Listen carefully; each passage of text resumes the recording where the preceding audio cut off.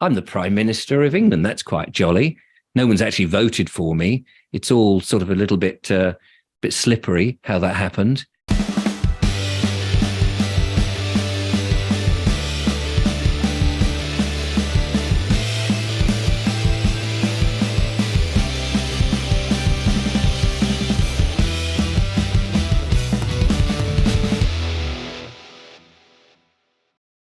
And I never forget that, the impression of all those white graves of representing soldiers. The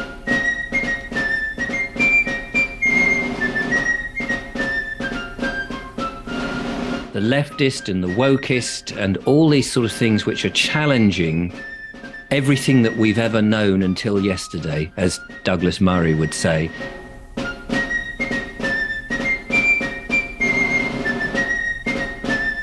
There would need to be some form of digital ID.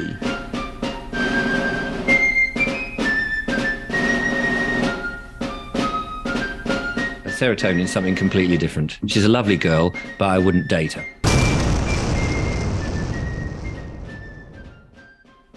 Richard, how are you, sir? I'm very well. Thank you very much, Chris.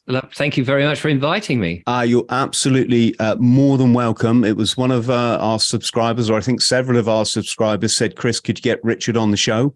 Oh, that's very kind. Yes. Well, I've been listening to your channel. I've been listening on and off for a few months now. I love the fact that you're questioning the narrative. And I think it's incredibly important.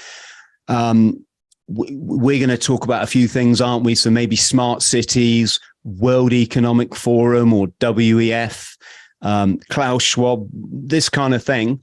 But I also want to say, perhaps if we got time at the end, I'd love to chat about your fascinating story, because you're an actor, you're an author, you're a circus daredevil, street performer, mime, which is just utterly fascinating. But I think for the people that want the nitty gritty, we'll let's go in with absolutely. Should we go in with the hard stuff?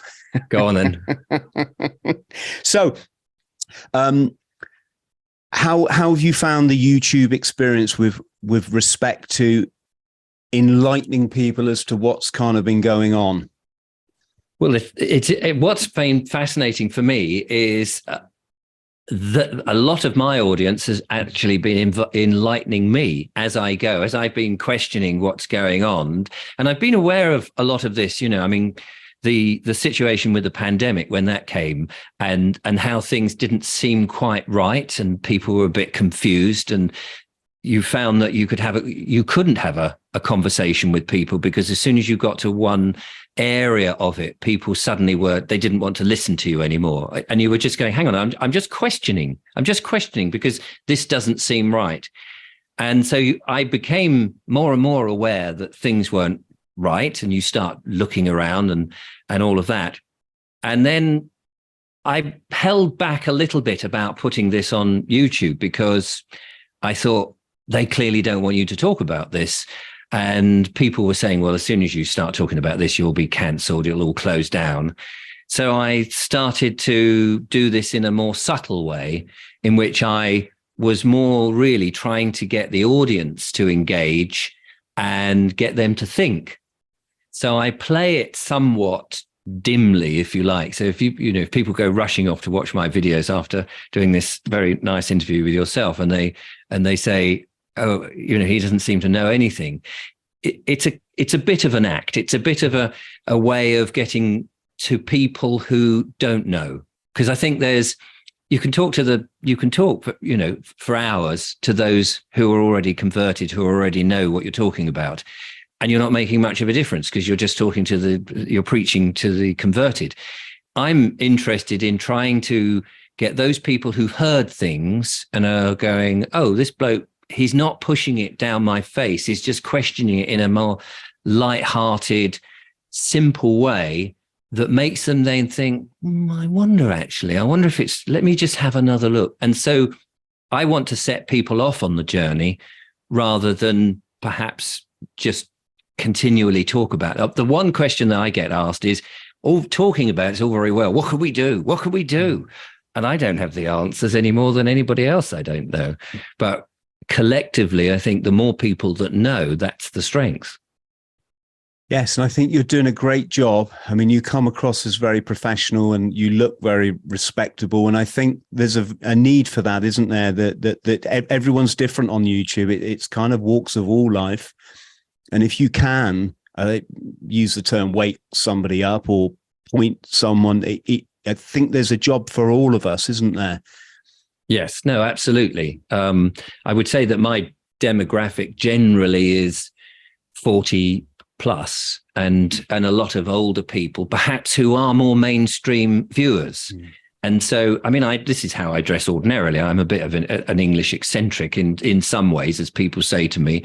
And I love England, and I'm English, and my parents are English, and my parents before, it's just, and a lot of what all this was concerning me was because England seemed to be changing rather dramatically.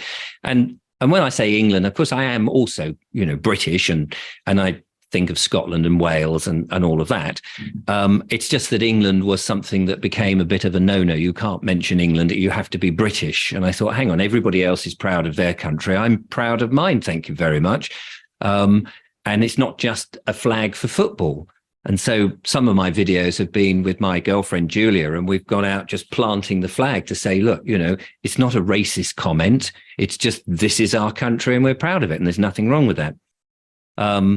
And so I think sometimes people see me as a bit of a mainstream character that you might find on the BBC or something like that. But if that attracts a certain audience that would ordinarily be watching the BBC, and they think, oh, actually, he's all right. He's not out there and he's just sort of ranting and shouting. If I can reach those people and get them to start the journey and question things and go, well, yeah, actually, that doesn't sound quite right. I wonder why that is the case. Then I've achieved my goal. Yes. Cognitive dissonance it's fascinating, but scary at the same time. Would you agree, Richard? Well, absolutely. And of course, we're all being brainwashed, and right from the beginning of life, we're being guided on how to run our lives by so many things. But of course, the mainstream media, television, the invention of television, and of course now we've got screens and all these different online platforms, which are guiding us and telling us how we should live our lives, what we should aspire to, the sort of lifestyle, the sort of things you really should be buying. You should be buying this because it'll enhance your life. And you buy it and you go, well, yeah, for 5 minutes it did. But now, oh, I see they've updated it. There's a newer version. There's a more exciting version. It's a little bit more expensive. And it does this one extra. Oh, I must have that. And we've been indoctrinated with this one thing. And I know you're into more spiritual things, and the things that are really for free, the things that really mean something to people, we've been so diverted from that, that people who speak of that are often ignored, and that's a great shame, because just walking in the woods, watching wildlife, climbing up on the downs where I am in the south of England, is it has so much meaning, and it's free. And I think people should remember that. Yes. I learned a fascinating thing this week. I've been fascinated with the pineal gland for a long time now, because it goes back in the ancient scriptures, which all in their allegorical way relate to the enlightenment, that the spiritualness that you mentioned. And for anyone out there, if you want to know if you're on the road to enlightenment, it's really simple. When you shut your eyes, your pineal gland kicks in. If you're living your life in accordance with the principles of enlightenment, when your pineal gland senses that darkness, it triggers the serotonin and DMT, known as milk and honey in scriptural terms, i.e. paradise. And I did this exercise with one of my best friends here. I said, right, shut your eyes. I said, what do you feel? He went, nothing. I said, you don't get a feeling like, you've just popped a pill or something and you're, whoa. Nah. Well, I do, Richard. It's fascinating. This is why I love it so much. But it's also that kind of as a warrior, I'm passionate about finding the way out of this nonsense that we found ourselves in. And that simple thing I said there, they don't teach that. Like you said, they're not going to teach that in schools, are they? Well, clearly the world has been, it's a financial world, isn't it? And it's all about the very much materialistic approach to everything that when you go to school, you're straight away geared towards, you've got to get qualifications, because if you don't get these qualifications and these specific qualifications, you can't get a job. And if you don't get a job, you can't have all this. No one says to you, well, you might not need all that.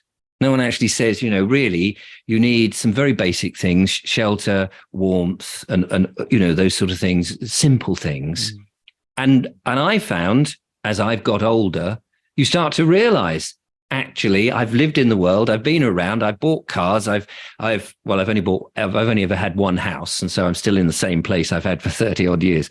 But you buy things, you've upgraded those things, you've had that journey with material things, and you still need material things to get by. Obviously, you can't just sort of sit in the lotus position and hope that you'll survive, and bring up family and stuff. You do actually need to get up and do things and have a few things. But in essence, as you get older, you realize so much of this was not where the happiness was or what was rewarding to you. And actually, just as I say, walking out on a beautiful day or a cold, frosty day and looking at the sunrise or the sunset, those magical things that everybody seems to have intrinsically in them, because even the most materialistic person may go out with their iPhone or what have you and go, oh, look at that. The sun is rising. And they'll hold it and they want to capture the moment in a million photos. And you think, just get rid of the camera for a minute and just experience it. But you can see that inside them, it's there screaming to be, to come out and realize that all of this trinkets is not really what you need. But we live in that trinket world. And then coming back to the 15-minute cities, there are people who want to sort of somehow keep you in there and get you focused on screens and restrict your movements and stop you from getting out onto that hill or that mountain and just going, wow, I don't need, that thing when you climb up and you look down and there's the village and the city or the towns and everything, all your worries disappear for a few moments because you're not there. You haven't got the buzz of all of that. It is almost as if that enlightenment is being prevented from getting to people because they want to keep you on the treadmill. That's how I often think of it. Absolutely. I ran up a mountain and climbed because there was a ladder stuck to the rock face at one point. Mountain in Peru, got to the top. I looked down and I was looking down on Machu Picchu. Wow. Just priceless. Staggering. Yeah. Priceless. And it's interesting you mentioned the sunrise. When I was battling chronic addiction 20 odd years ago, and I think it was going to kill me if I didn't work out these answers, which we're discussing now. And in one day, it just came to me.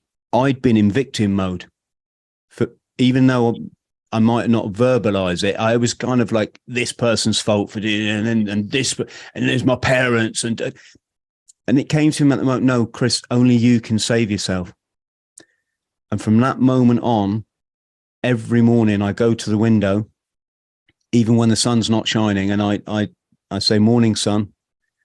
Thank you so much for this chance at life. That triggered something in me, Richard, and I think it's gratitude. And from that moment on, I knew I had the fire, and I could never lose. I could never, I was never going to go back. I could never lose it again. Smart cities, World Economic Forum. Gosh, I was asked yesterday, I was on the Iconic platform, David Icke's show, chatting to his son Gareth and Matt Hoy and Dominique, wonderful people that have spoken out about the agenda. And they said to me, Chris, smart cities, As it's really simple. If we don't even understand enlightenment, why are we talking about changing the face of humanity? It's what you said, Richard. In schools, not teaching the kids to go out and put their arm around someone when they're upset and make sure they're okay and share that, share that good vibration. And it's assumed we sort of know that, isn't it? It's assumed that there's so much that's assumed that those things are, I guess families would ordinarily teach a lot of that emotional stuff, putting your arm around somebody and stuff, but not all families are as close and enlightened perhaps as they ought to be, of course. And the material world seems to pull them apart anyway. Yes. I guess, was it, I can't remember which social scientist, but referred to it as a functionalist education. Very good for getting you a job in a factory or a call center, or not so good at explaining, do you know what? You actually don't need all that. You just need, like you said, to go and witness a sunset and realize, boom, yes, or at least have that in your life, I mean, it would be great to see a school take the kids out and say, okay, look, we want you to come back this evening and watch the sun go down. And we'll do it in the winter, so it's not really too late. Because obviously it's certainly in the UK. And you get them up on the downs or on a hill or wherever, and you just say to them, look, okay, this is something that happens 365 days of the year. We've managed to find a good day that's a clear day. So you can't see this all the time. But it's a miracle in its own way, because the sun will go round and come back. And I just want you to experience it. We don't need to talk about the science of it. Just experience it and just look at it. And if you could get kids to be transfixed, get them at the right age where it really hits them before they become more cynical and more materialistic. I think just that simple act is something, because something like that stays with you when you're a kid. Those, which is why if you go back to things like beating the bounds, where in the old days you used to have a lot of people were illiterate, and in order to know where the parish boundary was of your area, the place you live, your parish, they would once a year gather a lot of people together, and they would walk around the boundary of the parish, which may be 5 or 6 miles or more, and they would beat drums, and they would clack things together. But they'd get to certain places, you might see a big old oak tree. Well, that's easy to remember. Then you get to a certain place where it turns a corner, and all there is perhaps a small hedge and somebody's land.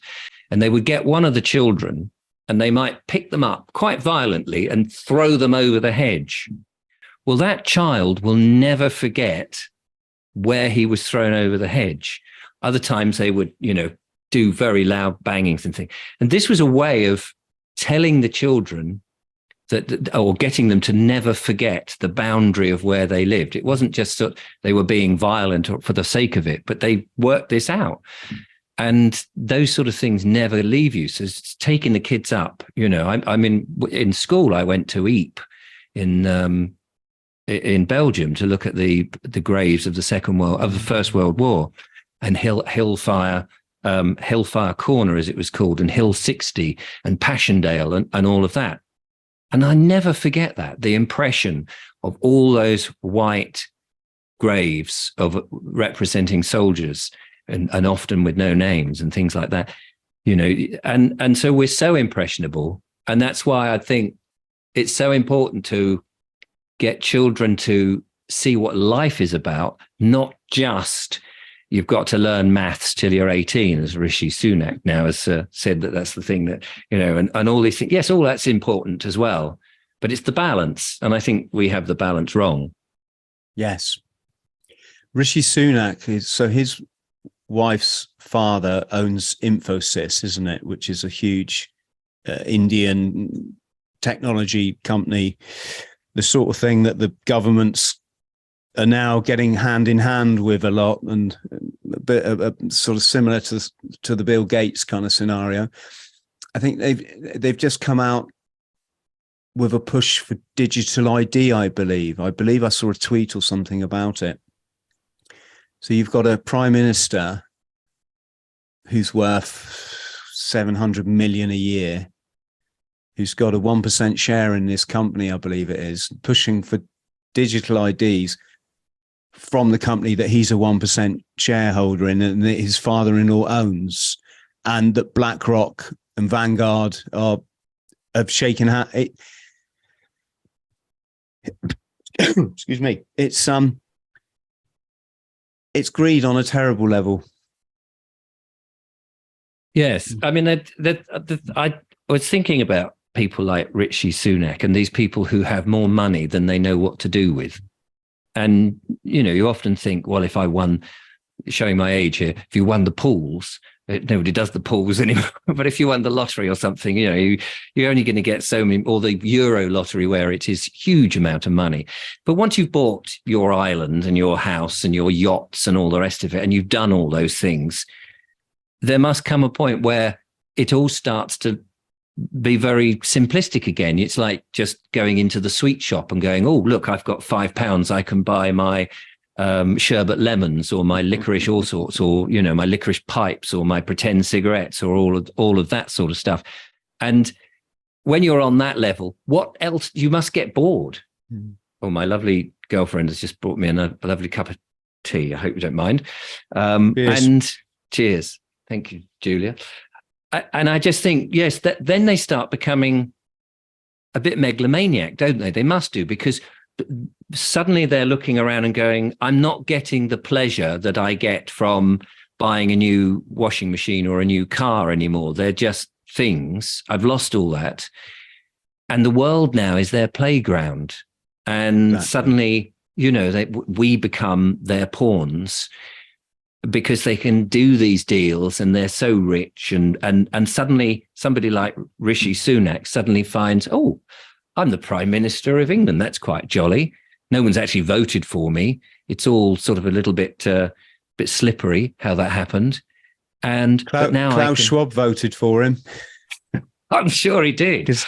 He's such a nice man, isn't he? He's such a lovely fella. Yes, Rishi Sunak's member of the World Economic Forum, and so is his father-in-law, and that kind of says a lot, doesn't it? We've hit upon something here that's fascinating, because I listened to your chat the other day about the smart cities, and in particular, you were saying who monitors who's driving the cars with this. You know, you get 50 tickets a month to drive your 15 minutes.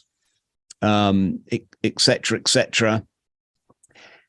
And it's like when you get a speeding ticket from a camera, you have to tell them who was driving, don't you? Or you don't have to, but they request that you say, right, who's driving the car on this?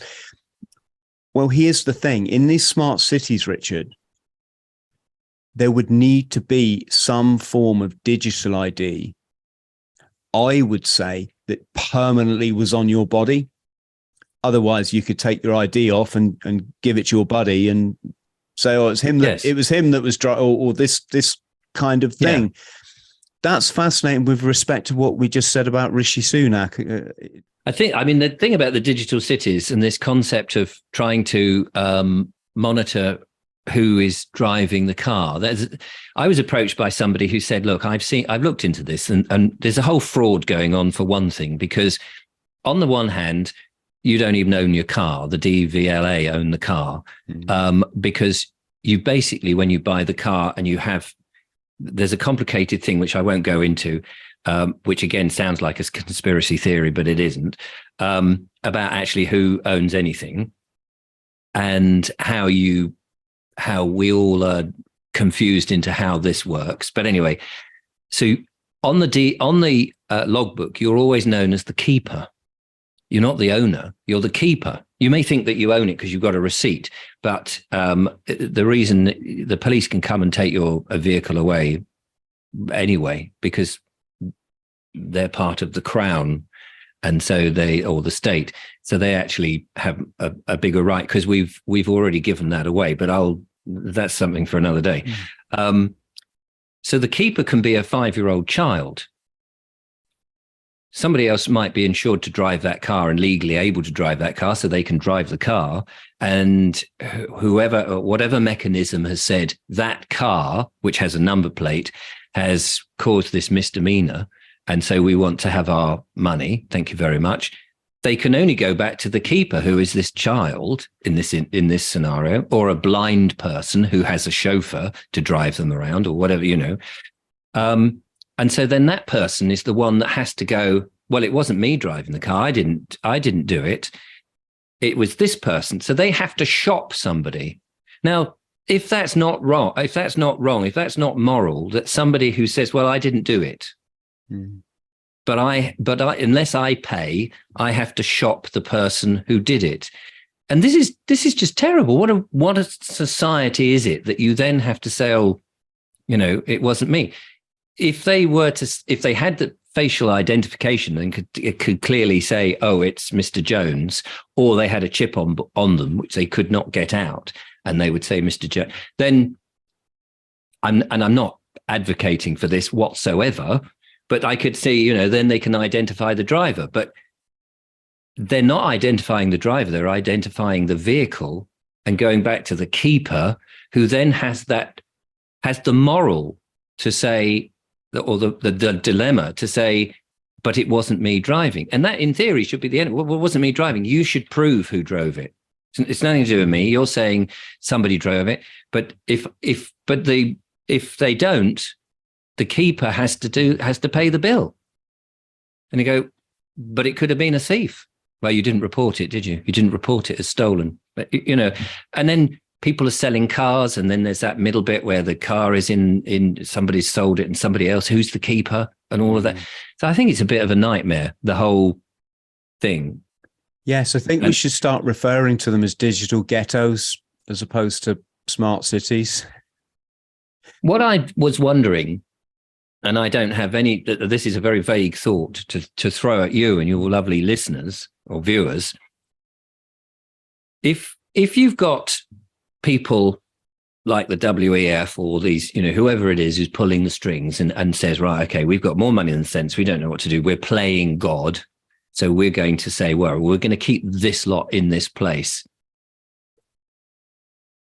There has to be a way to beat them at their own game. I always think that whatever the circumstances, there is an opposite to it, another way of dealing with it. There has to be. I don't think there's always just one direction. I think, there's got to be a reverse direction. So then I was thinking, what if it was an ant's nest? And these little ants are doing their thing and you're going, okay, I'm going to play God. Because, you and I can do that in the garden. We can go, right, okay, there's the ants. You're not allowed to move. I'll put a wall around it. You're not going to get... But they'll climb over. They'll find a way around it. And I think that humanity will find a way around. I believe in humanity very much. And that any other human that thinks that they are God and above us are very misguided, because I think humanity are much cleverer than these people who've become so rich that they now think they're in control. And I think that's wrong. I think people will find ways and means, like the ants. They'll burrow underneath, they'll climb over, they'll chop the wires and put stickers in front of it. They'll turn into like Mission Impossible. They'll come up with solutions, because we won't sit down and just, especially in a democratic society like England, where we're so used to being relatively free, and I stress relatively, that I think after a while people will just get pissed off. Some of us are already in that mode. Yes. Richard, what are your thoughts then? Because if you go online and do a bit of researching, I think there's more than one paper out there now suggesting that, the white English population is going to become a minority in this country by, let's say arbitrarily the next 20 years. Right. Does it get to you to physically see it being dissolved in front of our eyes? Takes generations thousands of years, to develop what's going to work for your populace in your little pocket of the world. And some of that, I think, works very well, and people have worked things out, and other people perhaps are maybe a bit more what we would think of being a bit backward in their way that they do it. But on the one hand, it's none of my business if that pocket over there want to do the way they're doing. I may disagree with it and think, well, I don't know that that's right, but I don't know that I've got the right to go and tell them how to run their little island or tribe or their country. And I think you're absolutely right. The worry is, I'm not so much worried about, like you said, the white people particularly per se. Although, of course, being up here in Europe, just by the nature of where we are and how the indigenous species, I suppose, if you want to put it that way, have evolved because of the lack of sunshine and stuff. We've developed is it serotonin that's in the skin? We've developed the way the skin works, and so melanin. Is that melanin? That's it. Yes, serotonin is something completely different. She's a lovely girl, but I wouldn't date her. Anyway.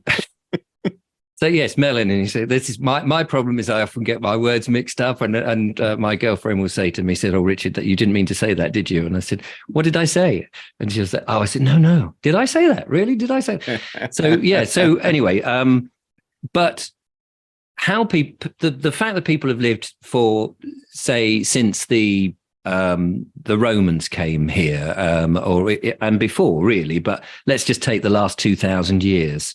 In that the Romans came, and then we had influences from lots of places, but we have over those 2,000 years come up with a culture, traditions, a religion that may be based on other things. We've done some amazing things. We've made some terrible mistakes. We've learned from those terrible mistakes. But effectively, we have this culture where we used to be able to talk to your neighbor, and you would use the language, not just the fact that it was English, but you could be ironic with your neighbor about something, or you could be sarcastic. We have this nuance of language, which is fantastic because we all understand it and we all know it.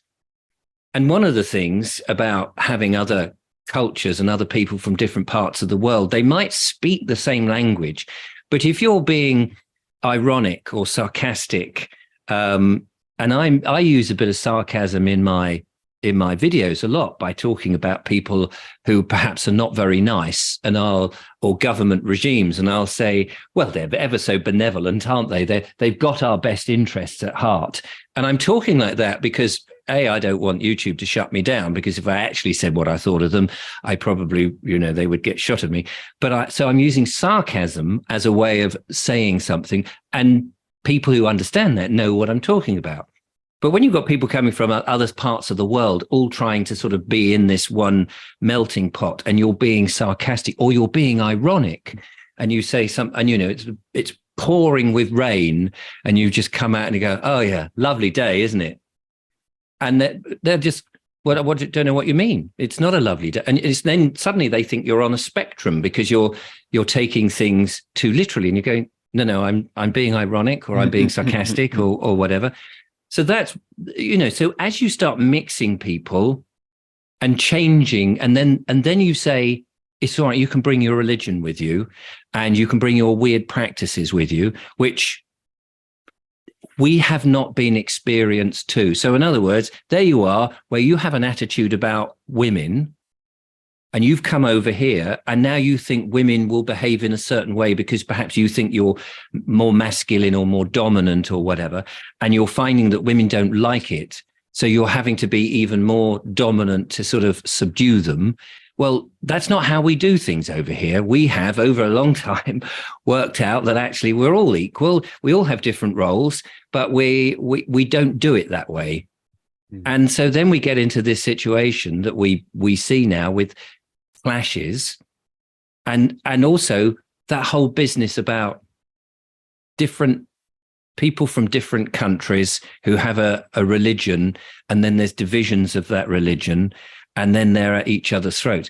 I mean, we had that with the whole business in the 70s with the IRA and the Protestants and the Catholics. I mean, we know, they're all white and they're all the same people, and they're all living in the same. But how, if we've not learned something from that, from the Irish problem, as it were, inviting people from the rest of the world into a tiny little island, it's clearly not going to work. No. And our traditions, and and then you have the leftist and the wokist and all these sort of things which are challenging everything that we've ever known until yesterday, as Douglas Murray would say. That everything, we knew a man was a man, we knew a woman was a woman, we knew right from wrong, we knew that you shouldn't treat people this way, we knew that we need to have respect, and all of these things. And then we have our traditions. Christmas is okay. We don't have to believe in God and Jesus and the nativity, but it's quite comforting to have these things which are probably based on pagan things anyway, and it's been there for thousands of years, and it's part of our culture, it's part of our tradition. We don't want to apologize for that, thank you, and then go, oh, we'll just call it a winter festival because we don't want to upset somebody who's come from another country. Why do we do this?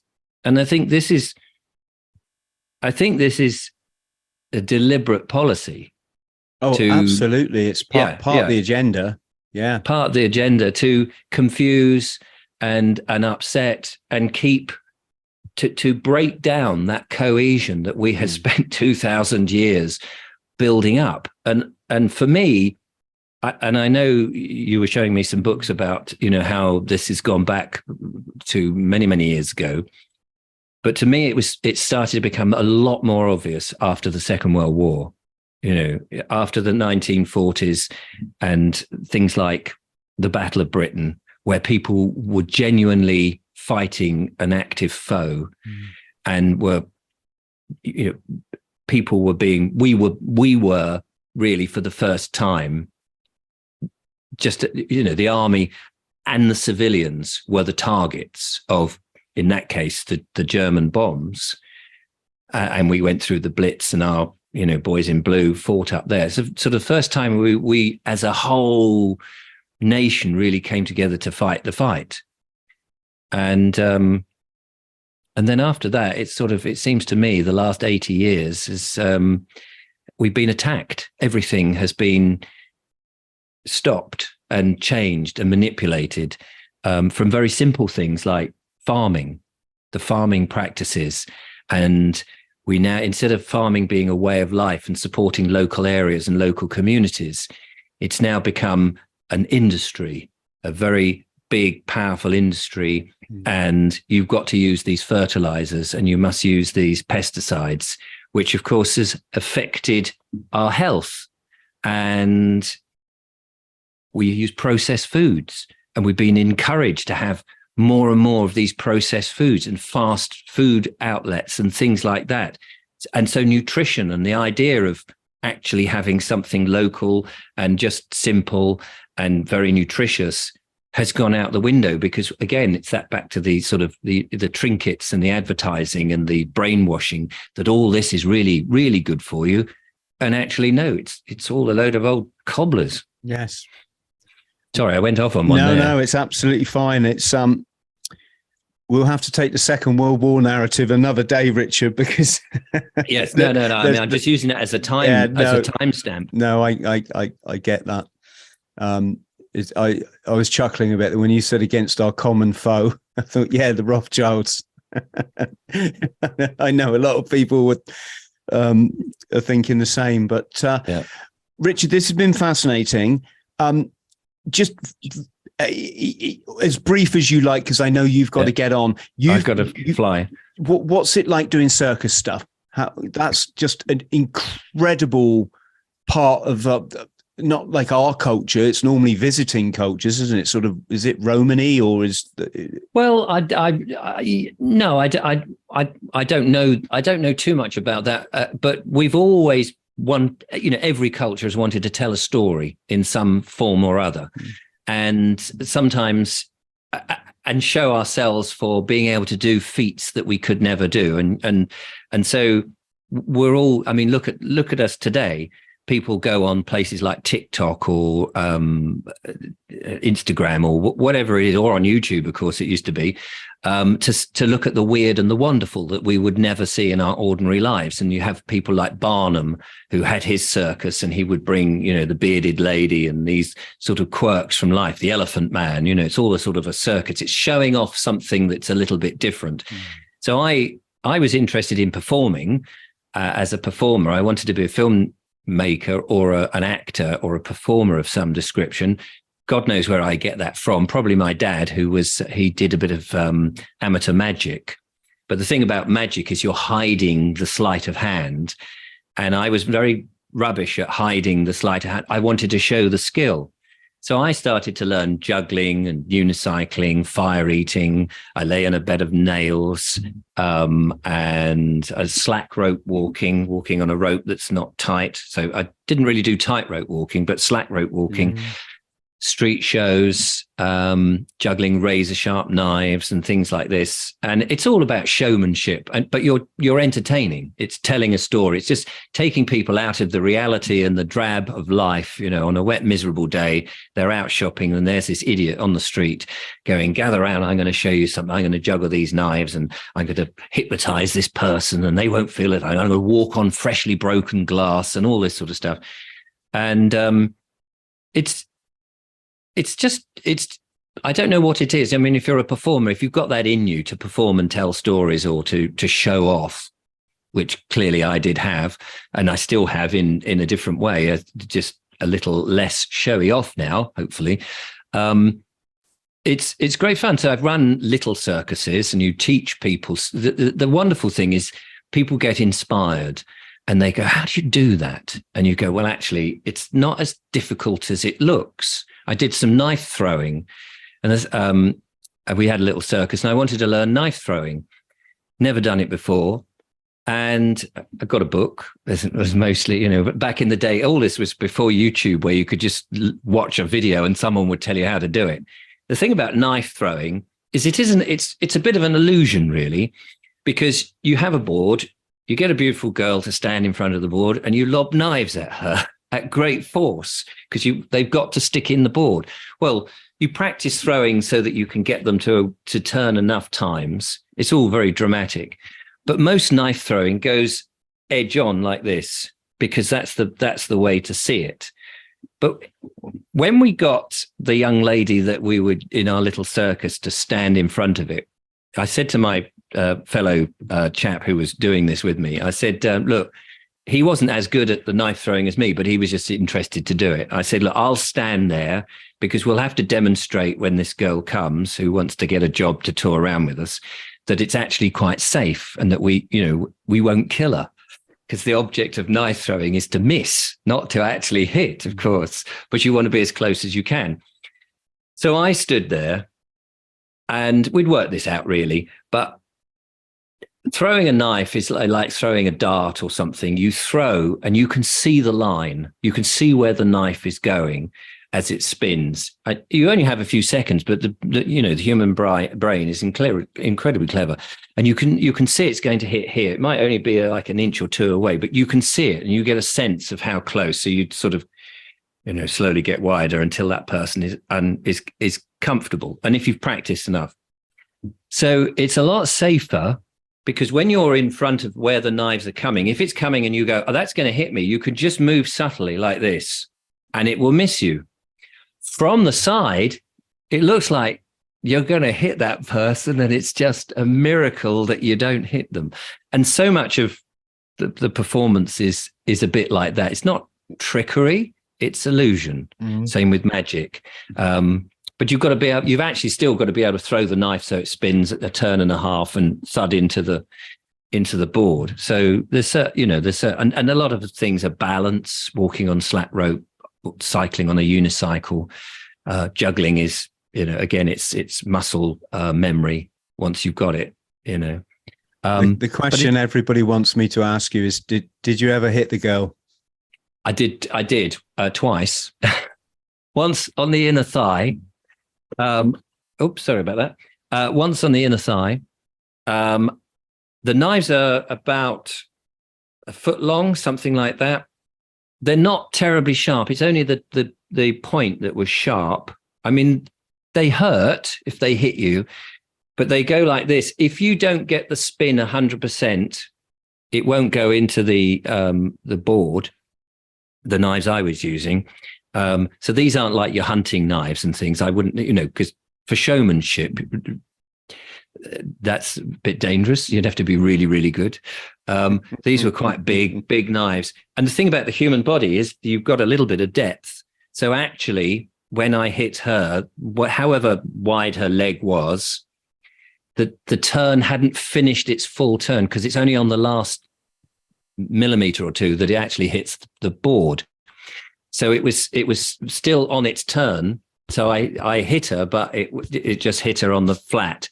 So she didn't, she went ouch, but it didn't actually penetrate or anything like that. And it's physics.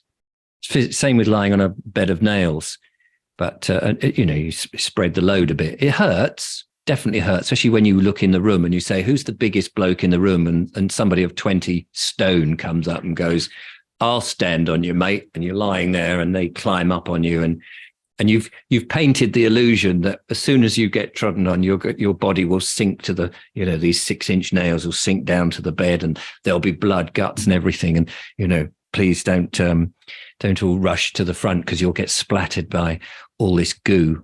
And it's all an illusion. It's all entertainment. At the end of the day, people, they love it, and it was fun to do. But you kind of move on and do other things. Yes, hence why we're here today. Absolutely. Thank you so much for letting me take part. Richard, you've been absolutely brilliant. What an absolutely lovely gentleman, and thank you for everything you're doing. We're going to put all your links below. We'll put your YouTube channel link. So folks, have a look in the description box. Just stay on the line so I can thank you properly, Richard, but massive love to you and your loved ones. The same for everybody watching. If you could like and subscribe, click the notification bell, folks. That's always going to help. And we'll see you next time.